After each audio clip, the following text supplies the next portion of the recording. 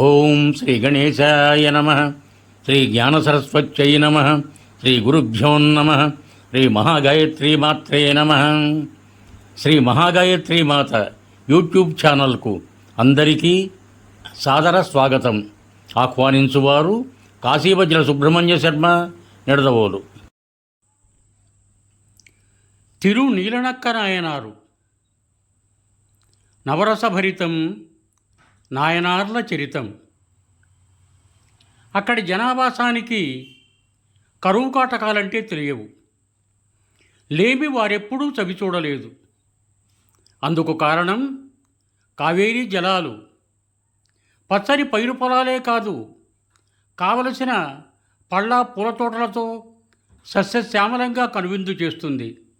అంతేనా, అక్కడి చెరువులు పగటిపూట అందమైన తామరలు, రాత్రి కాగానే అరవిరిసిన కలువలు మనోరంజకం కలిగిస్తాయి. కొలన్లలో అక్కడి కోమలాంగులు స్నానాలు చేస్తుంటే వారి మేనిసోయగాన్ని చూసేందుకా అన్నట్టు కొలనులోని చేపపిల్లలు ఎగిరెగిరి పడుతూ ఉంటాయి.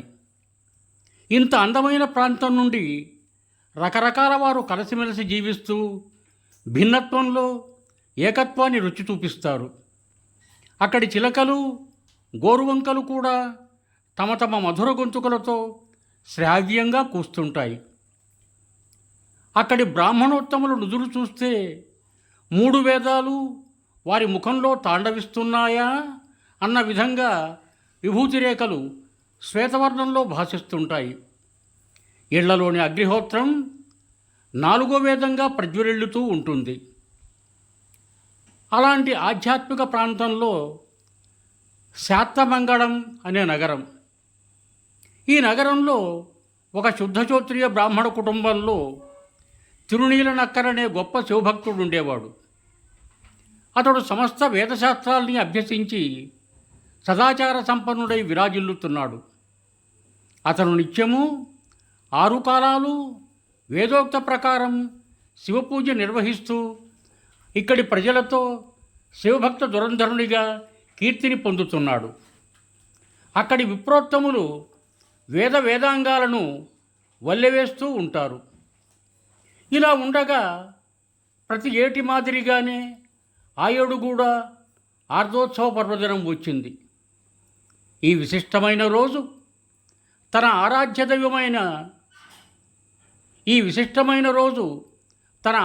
దైవానికి మరింత విశేషమైన పూజ చేయాలనుకున్నాడు నీలనక్కర్. ఇంటిలో చేయాల్సిన నిత్య పూజలు ముగించుకొని ఆయవంతులో నెలకొన్న యయవందీశ్వరుణ్ణి ప్రత్యేకంగా అర్చించదలుచుకున్నాడు. ఇందుకోసం పూజా ద్రవ్యాలను తీసుకొని భార్యను రమ్మని ఆదేశించి ముందుగా తాను శివాలయానికి వెళ్ళి అర్చన ఆరంభించాడు.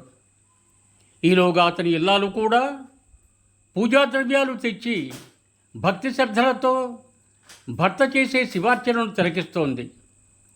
ఇంతలో ఒక సారెపురుగు పైకప్పు నుండి శివలింగంపై పడింది. ఆ దృశ్యాన్ని చూచి ఆమె వెంటనే నోటితో ఊది ఆ విషకీటకాన్ని శివలింగంపై నుండి కిందకు తోలింది. భార్య నోటిలో నుండి తుంపరులు వెలువడి శివలింగంపై పడ్డాయి. ఇది భర్త కంటబడింది. విపరీతమైన ఆగ్రహం వచ్చింది భార్య పైన.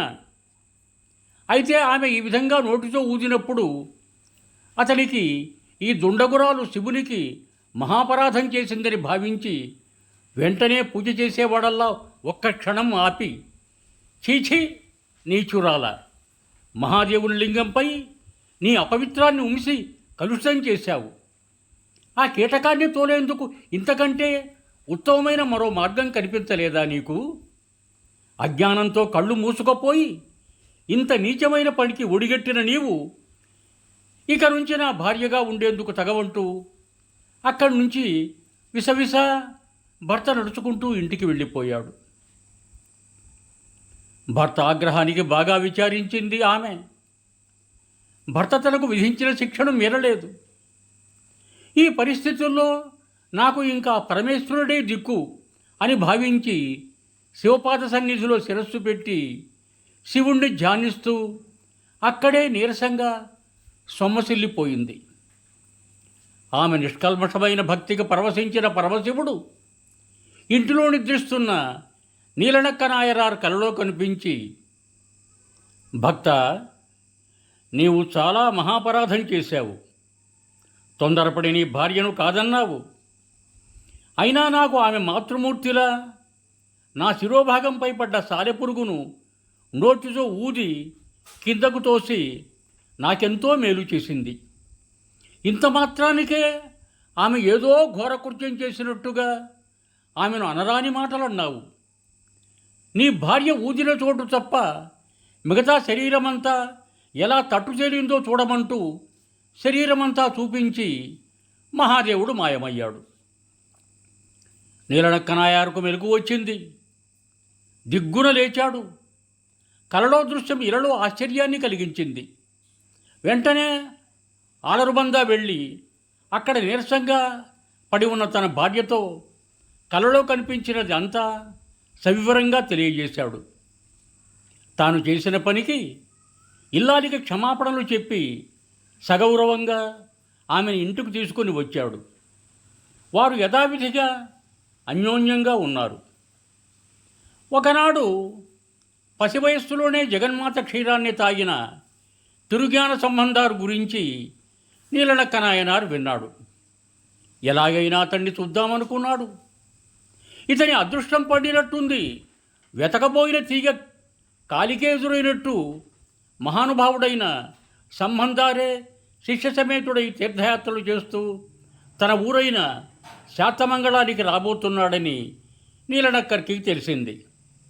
అంతే, మహదానందపడిపోయాడు.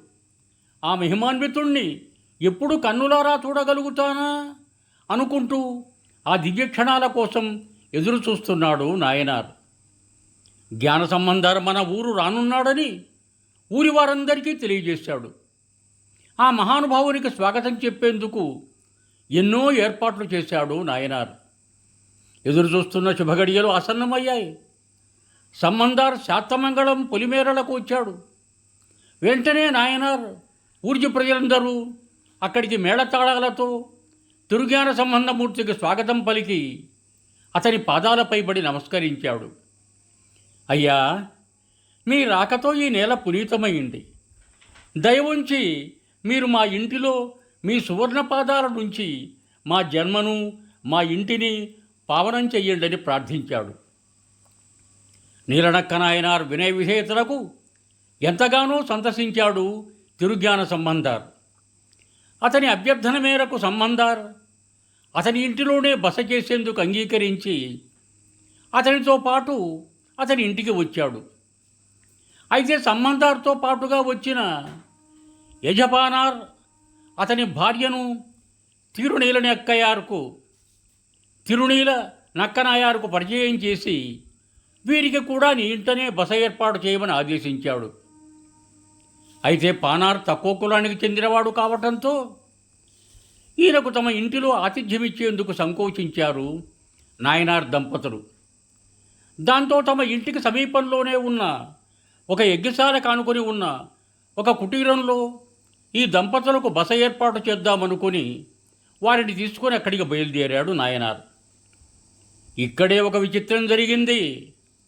పానార్ దంపతులు యజ్ఞశాలను దాటి బస ఇచ్చిన కుటీరంలోకి వెడుతున్న సమయంలో అక్కడ ఉన్న యజ్ఞవాటికలో అగ్ని ఎవరూ వెలిగించకుండానే తనంతట తానుగానే వెలిగి జ్వలింపసాగింది.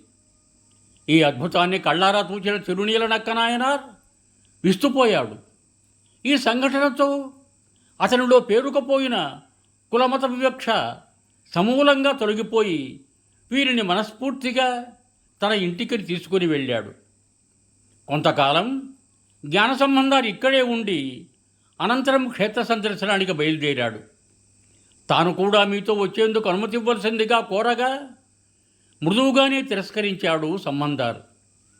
తర్వాత చాలా రోజులకు తిరువల్లూరులో జ్ఞాన సంబంధం వివాహం జరిగిన సమయంలో ఆ వేడుక చూసేందుకు నీలనక్క నాయనార్ కూడా వెళ్ళి కళ్యాణాన్ని తిలకించి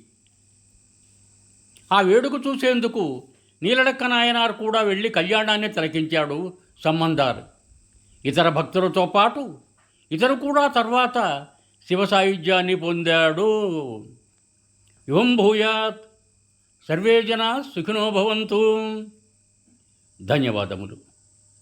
మీకు నా ఈ వీడియో నచ్చినట్టయితే దయచేసి ఒక లైక్ కొట్టి మీ బంధుమిత్రులకు కూడా నా ఈ వీడియోను షేర్ చేయగలరు. అదేవిధంగా నా ఛానల్ శ్రీ మహాగాయత్రి మాత యూట్యూబ్ ఛానల్ను సబ్స్క్రైబ్ చేయ ప్రార్థన. మరొక్క మారు ధన్యవాదములతో భవదీయుడు కాశీవజ్ర సుబ్రహ్మణ్య శర్మ, నిడదవోలు, తూర్పుగోదావరి జిల్లా.